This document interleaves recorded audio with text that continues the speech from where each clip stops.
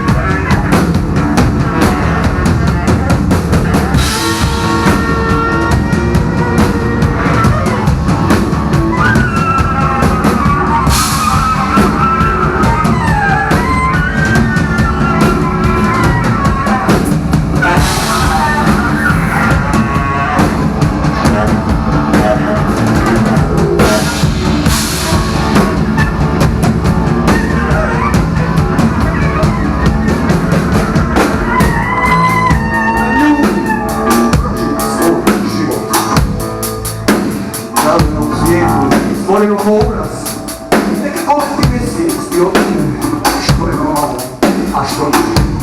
Oni, kad malene dobice, se zgraženi ili sa potnikom, gledaju na srpo, razlici.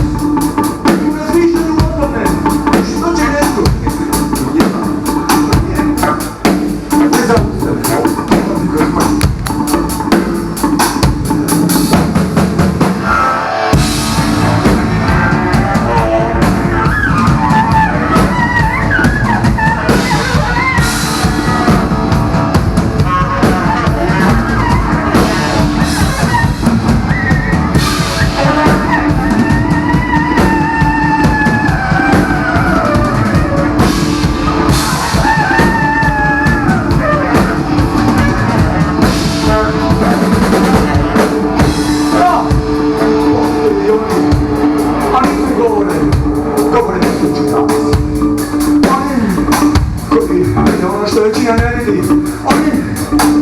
Govore dok većina živi.